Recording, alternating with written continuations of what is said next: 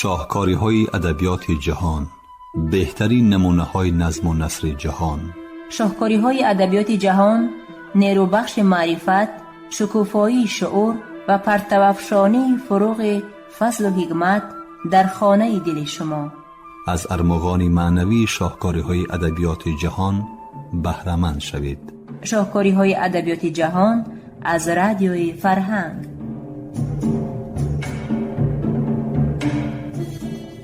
شنوندگان عزیز، گفتارمون را از سلسله خوانشی بدیعی از روی اثری نویسنده داغستانی رسول غمزاتوف داغستانی من در قرائت عبدالجلیل امان بشنوید. گفتاری 33.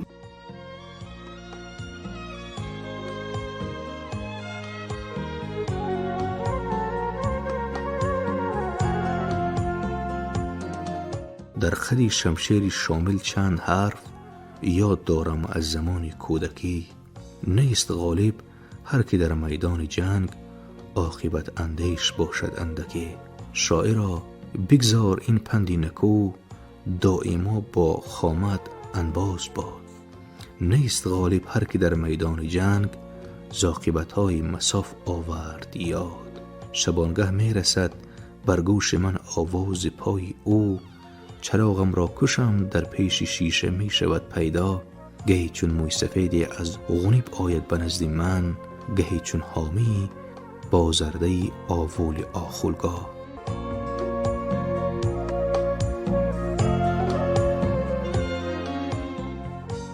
من از پدرم پرسیدم برای چه عرب‌ها تیمور نادرشاه با ما هجوم میکردند، خون میریختند، تخم کینه و عداوت میکاشتند؟ چی در کار بود با آنها داغستان ما؟ من به تو قصه یک آدمی خیلی ثروت دار را نقل میکنم. هوای بای بود، بالای تله برآمده دید که تمام وادی از دامن کوهسار تا ساحل بحر پری رمه های اوست. گاو و گوساله و گله اسبانش هم حد و حساب نداشتند. تمام فراز را صدای معاصی برهایش فرا گرفته بود. این را دیده دل آن بای لبریزی شادی شد و او با تمام هستیش میبالید که تمام زمین از آن وی است و تمام چارپای روی زمین چارپای اوست. اما چشم بای ناگاه به یک پارچه زمینی افتاد که خالی از رمهای او مانده بود. همون لحظه دلش به درد آمد، گویا که به بدنش کسی زخمی کاردی زده باشد. بای بدقهر شد و با دهشت بانگ زد. های، چیست آن یک پارچه زمینی که پوستی مویش ریختگی بر این میتابد؟ نخود برای پر کردن آن گوسفندی من نرسد. رانید به آنجا رمه ها را، رانید گله و پاده ها را. ولی پدرم بیشتر درباره خود شامل حکایت کردن را دوست می داشت و خصوصا قصه مغلوب کردن شامل یک راهزن ناترس را. بار امام با مریدان خود به کدام یک اول رفته است. پیران اول او را عداوتکارانه پیشواز گرفتند. آنها گفتند جنگ به دلمان زد، ما آسایش زندگانی کردن می خواهیم. اگر تو نمی بودی ما با پادشاه کیها آشتی می کردیم. های کوهستانیان سابق، چی شما نان داغستان را می خورید و اما به دشمنانش خدمت کردن می خواهید؟ آیا آرامی و آسایش شما را من خللدار کردم؟ من آن را محافظت کرده ایستادم. امام، آخر ما هم داغستانیم، لیکن دیده ایستادیم که این جنگ به داغستان یگان نیکی نآورد و من بد هم نمی آرد. کس فقط با یک روی دور نمی رود. شما داغستانیید، جای استقامتتان در حقیقت داغستان، اما خودتان بزدله. شما را می فارد که در وقتی جانبازی و جانکنی داغستان در لب آتشتان علاو را تک و رو کرده شینید. کشای دروازه ها را یا خودمان با شمشیر می کشاییم. پیران اول با امام خیلی گفت و گذار کردند و نهایت به خلاصه آمدند که برویش دروازه ها را کشایند و او را چون مهمانان عالی مقام آسایشته پذیرایی بکنند. بر عوض این شامل به آن قول داد که یگان نفر ساکن این اول را به قتل نخواهد رساند و کاهی هنر را باد نخواهد کرد و کاهی کهنه را باد نخواهد کرد. وی در بون یک دوستی صادق خود منزل گزیده مدتی چند روز با پیران اول گفتگو کرد. همون وقتا یک راهزن پروحشتی که قدش غول بیابان بر این از 2 متر هم زیاد بود مردم اول و اطراف آن را غارت کرده می گشت. وی همه را از یک سر غارت می کرد، غله، چارپا و اسب آدمان را زده می گرفت. ساکنان اول را میکشت، میترسانید. برای او مقدساتی وجود نداشت. خدای و پیغمبر و شاه و امام را به یک پلی پوچک نمی گرفت. آنگاه پیران اول از شامل التماس کردند: امام، از همین راهزن خلاصمان بکن. چه کارش بکنم؟ بکش امام، بکش. خودی وی چندین کس را کشته است. من به جماعت شما قول دادم که در اول یگان کس را نمی کشم. الوعده و والدین گفتند: امام، علاج یافته ما را از دست این بد اعمال خلاص بکن. بعد یک چند روز مریدان شامل راهزن را میانگیر کرده، دستگیر نمودند و بند انداخته به اول آوردند و در تخانه محکم کردند. سودی مخصوص دیوان جمع آمد تا جنایتکار را جزای سزاوار دهد. قرار دادند که چشم راهزن را کافته گیرند. آن بدکار را کور کردند و سپس باز در تخانه انداختند. از میان چند روز گذشت. یک شب غریبی سپیدیدم هنگامی که شامل را سخت خواب برده بود، در خانهش صدای ترق و ترق گلدراس بلند شد. امام از رویش جسته به اطراف نگریست، دید که در را با تبر زده میده میده کرده غراس زنان و لعنت خانان به سرش آدمی حیوان بشری دیو سیمای حمله می آورد. امام فهمید که غارتگر با چه حیله از زندان گریخته است و حالا انتقام گیری آمده است. جثه عظیم دندانهایش را غراس زنان حمله می آورد. در یک دست خنجری کلانی داشت، در دستی دیگر تبر. امام هم خنجری خود را به دست گرفت. او مریدانش را فریاد میکرد، اما راهزن آنها را کیها زده کشته بود. اول در خواب بود. فریاد امام را کسی نمی شنید. امام عقیب رفته لحظه موافقی را میگفت و به دشمنش حمله میکرد. اما راهزن تبر به دست خود را کورکورانه این سو آن سوی خانه میزد. وی تمام انجام خانه را چپه و راسته کرده پرداخت. کجای تو مردی دلیر که در کتاب‌ها تعریفت کردند؟ بانگ میزد آن غارتگری قوی پیکر. در کجا پنهان شدی؟ بیا، آخر ما را دستگیر بکن. دستانم را بند، چشمانم را کافته گیر. من اینجا، گفت امام با آوازی بلند و در یک آن خود را به دیگر سو گرفت. دمی تبر به همان جای دیوار که شامل یک ثانیه پیشتر می ایستاد سخت فرو رفت. سپس شامل لحظه مساعد را یافته خود را به بالای دشمنش افکند. دشمن از شامل پرزورتر و قتالتر بود. شامل را به این طرف و آن طرف هوا دادن گرفت. چند زخم هم زد، اما چست و چالاکی شامل کار میداد و او هر بار از زخم کاری رها می‌یافت. زد و خورد قریب 2 ساعت دوام کرد. نهایت راهزن شامل را دست گرفت، آزاد بالای سر برداشته و می‌خواست به زمین زند، بعد سرش را از تن جدا کند. اما شامل در هوا هم چقانی کرده به سری غارتگر چند بار خنجر زده توانست. غارتگر یک بار سوز شد، کلبید و مانند مناره خشتین گلدراس زنان به زمین زد. خنجر از دستش افتاد. صبح هر دوی آنها را آغشته خون دیدند. شامل از 9 جای بدنش زخم خورده بود و 1 ماه دراز خود را در آن اول معالجه کنانیدنش لازم شد. مبارزه شامل بر ضد دشمن اجنبی از بسیار جهت همین زنازنی را به خاطر می آورد. دشمن در کوهستانی برایش ناشناسگاه مثل آدم کور عمل می کرد، ولی شامل از ضربه های دشمن استاکارانه گریخته خود به وی گاهی از پهلوی گاهی از قفا هجوم ها می آورد. هر یک کوهستانی همانا درباره شامل تصوراتی دارد. من هم او را به طور خود پیش نظر آورده تصور می کنم.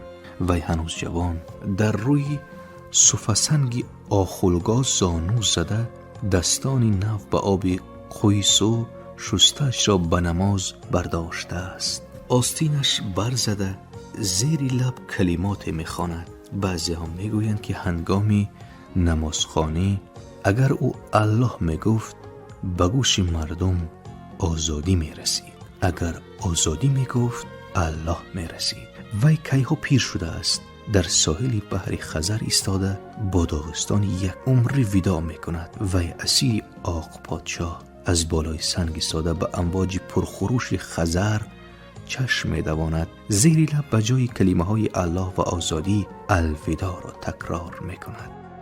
میگویند که آدمان همان لحظه در رخساره او چکره‌های آب را دیدند، اما شامل هیچگاه نمیگریست. شاید آن چرخسه‌های آبی بحر بودند. با وجود این من او را از روی همان نقل پدرم که شامل درون خانه تنگ و تار با غارتگر خشمگین جنگ خونین تن به تن می کند روشن‌تر تصور می نمایم. شامل و حاجی مراد گاه جنگی و گاه آشتی بودند. در حقشون بسی قصه و روایت ها وجود دارند. بار سربازان شامل در محاصره ماندند و به نظر چون می رسید که علاج خلاصی نیست. آنگاه امام پیر حاجی مراد را به نزدش خواند، گفت علاج بیا. حاجی مراد این سفارش مشکل را قبول کرد، اما به نزد شامل شرط گذاشت که امام سخنچینی های وجدان فروش فریبگر را از خود دور بکند. شامل وعده داد که چنین خواهد کرد. حاجی مراد راه نشان داد و سربازان شامل از دام رها شدند. شامل هم به وعدهش وفا کرد، ولی از میان 2 ماه هم نگذشته امام را نائبان وجدان فروش و ناتوان بین و کذاب از نو محاصره کردند. شامل این طایفه را جاه و جلال بخشیده بود، اما این ناسپاسان منفعت خود را از منفعت خلق و وطن اولاتر دانسته امام را فریب میدادند و در حقش خیانت میکردند.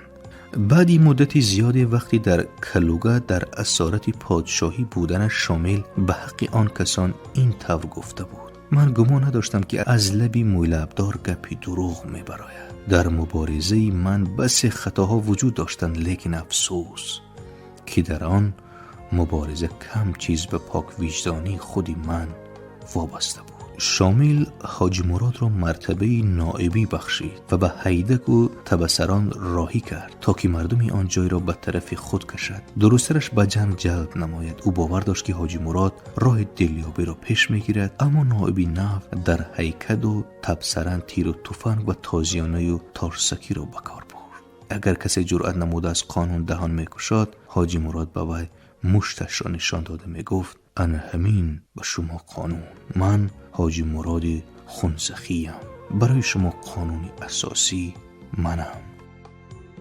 آوازی بیرحمانی حاجی مراد به گوش شامل رسید. سپس او قاصد فرستاد نائب را به نزد خود خواست. نائب با غنیمتی بسیاری برگشت. دسته او پادای و رمه های 4 پا گله های اسبان را حی کرده می آمد. خودی حاجی مراد برای زین اسب دختری صاحب جمالی ربودهش را می آورد.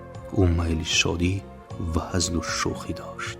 السلام علیکم امام، گفت حاجی مراد به پیشوای خود از اسب فرامده. و علیکم السلام نائب، خوش آمدی. چی ها آوردی؟ با دستی خوش نامدم، نقره آوردم، رمه و گله آوردم، قالین های خوب می بافند.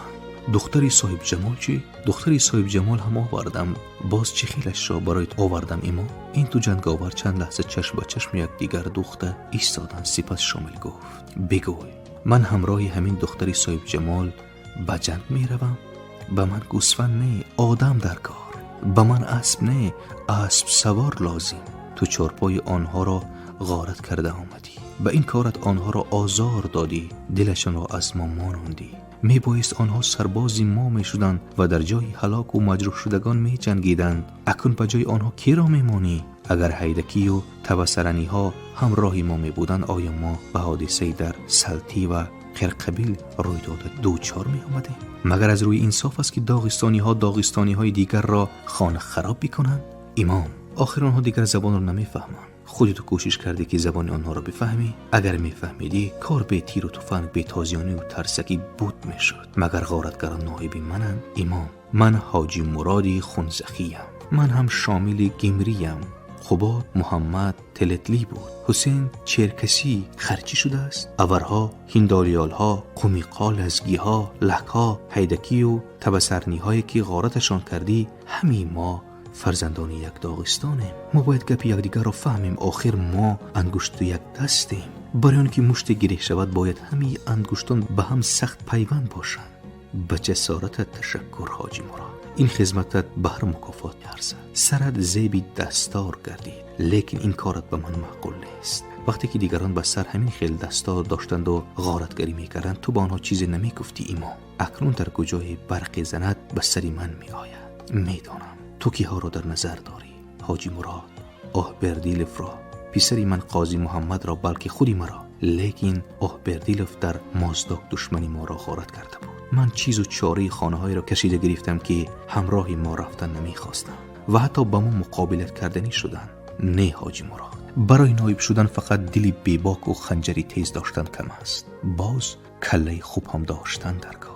چون این بحثا بین شامل و حاجی مراد بسیار روی میدادن. این نیزاها با گپ و گپچه ها بالا بلندی شده پهن میگشتند و عاقبت عداوت شدید در میان آنها جدایی انداخت. حاجی مراد ترک شامل گفته به طرف دیگر گذشت و سرش از تن جدا شد. تنی او در 9 مدفون است. عجب تقسیماته. سرش به دشمن رسید و دلش در داغستان ماند. چه تقدیره.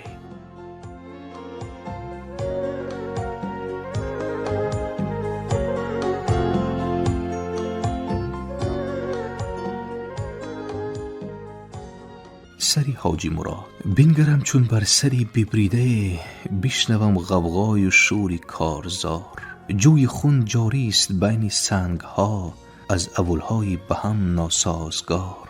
می درخشد در شعاع آفتاب، حس کرده تیغ‌ها در صحراها. وان کسانی که مریدی کفکزند، صف کشیده قدقدی هم گشت راه.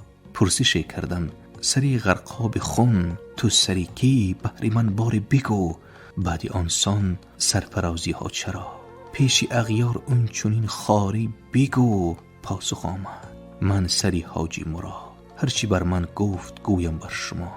یک زمان ره گم زدم در زندگی، از تن او تا چونین گشتم جدا.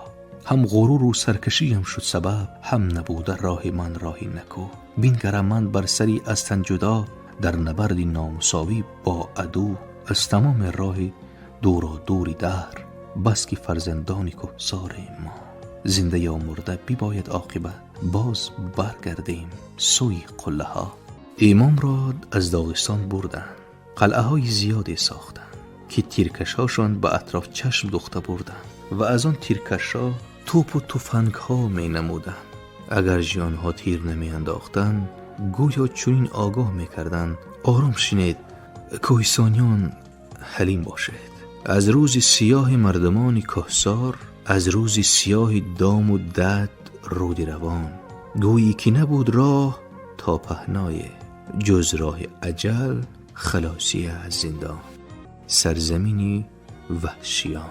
گفته بود یک گوبرناتور وقتی از داغستان رفتنش، آنها در روی زمین در قعری پرتگاه زندگانی میکنن. نوشته بود دیگره.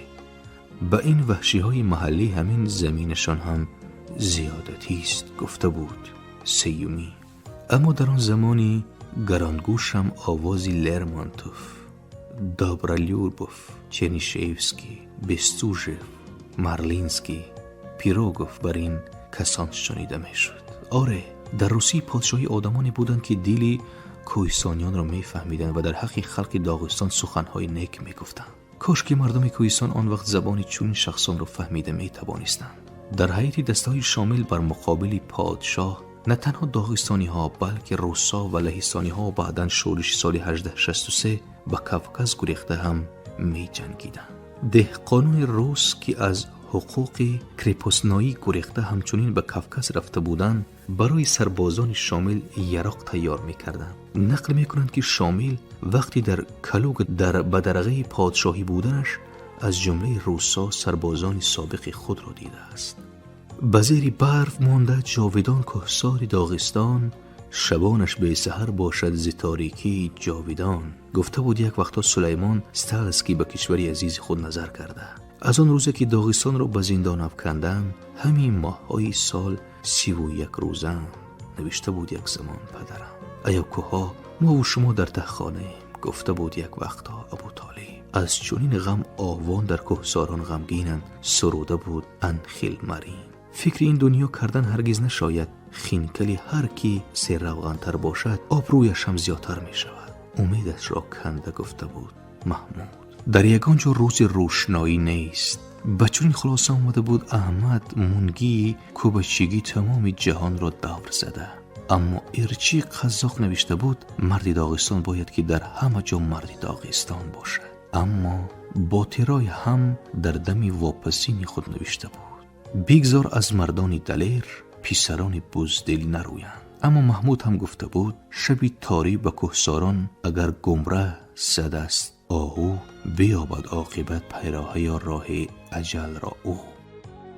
اما ابو طالب هم گفته بود در این جهان ها گفته تندر می‌خورد بگذار سخت‌تر خورد و زمانی رسید که تندر خورید از دور غرید زود به داغستان نرسید. اما خطی سرخی گویای همش را هم سرنوشته هم حیاتی هر یک آدم و هم آدمی زاد را به دو جدا کرده است. نفرت و محبت، افکار، آرزوی و آمال همش دو تقسیم شده است. غری در کجا غری؟ چی غری؟ انقلابی کی؟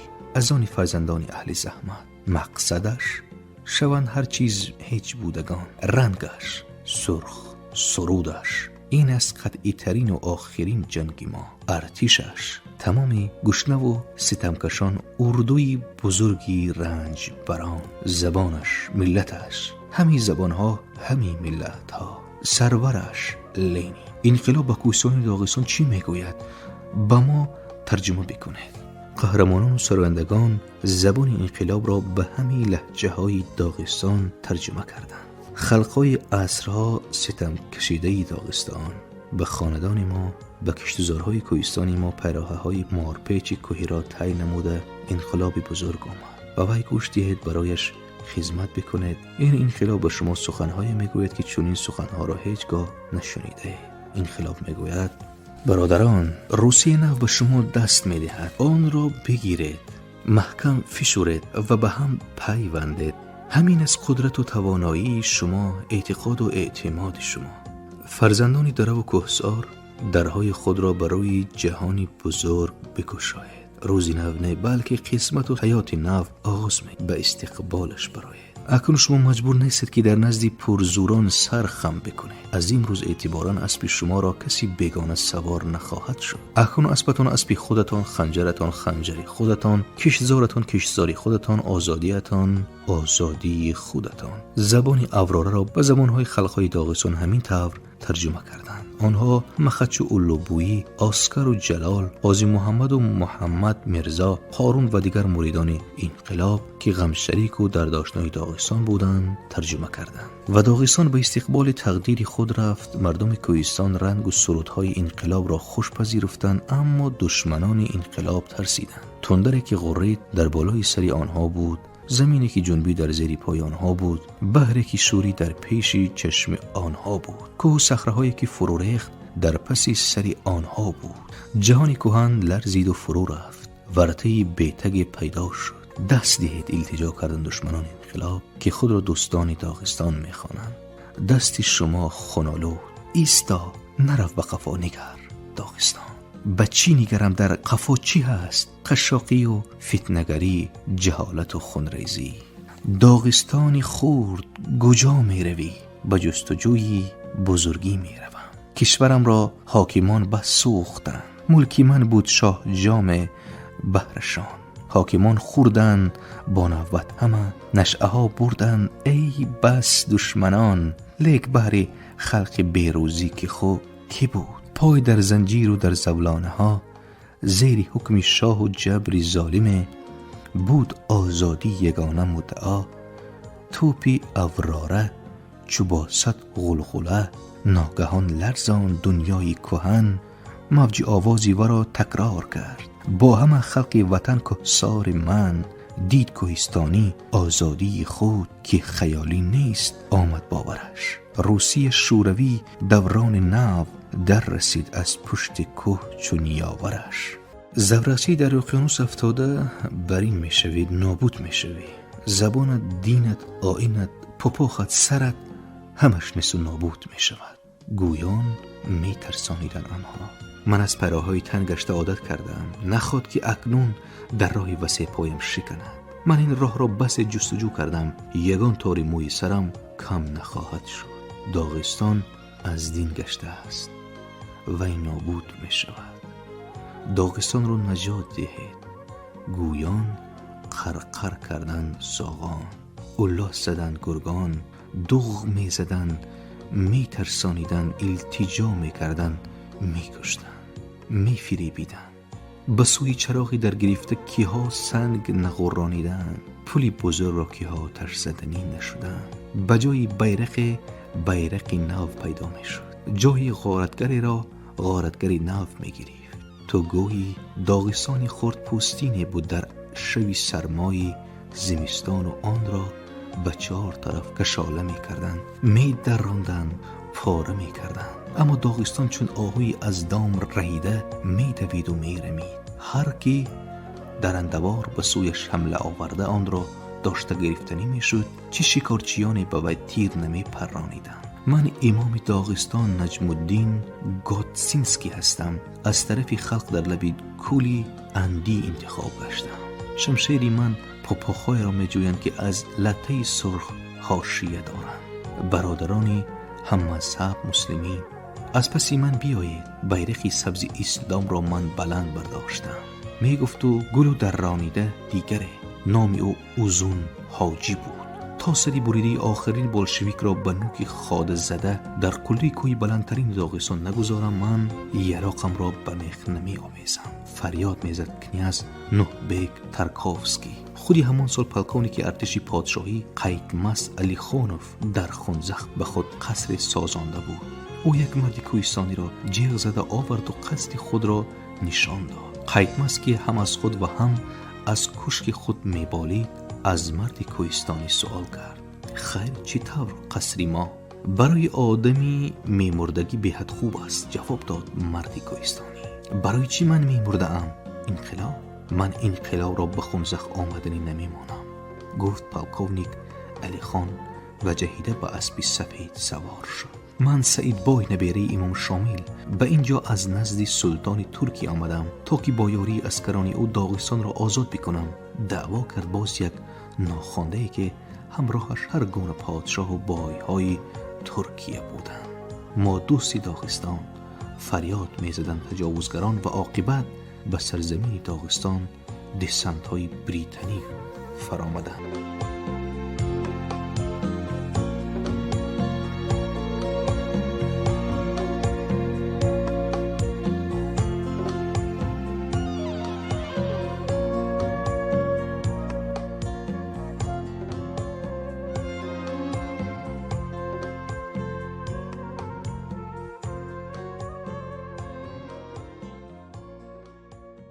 شنوندگان عزیز، یادرس می شویم که شما گفتارمان را از سلسله خوانشی بدیعی از روی اثر نویسنده داغستانی رسول غمزاتوف داغستانی من در قرائت عبدالجلیل امان شنیدید. کارگردان موجیگول یوسفوه. پایان گفتار 33.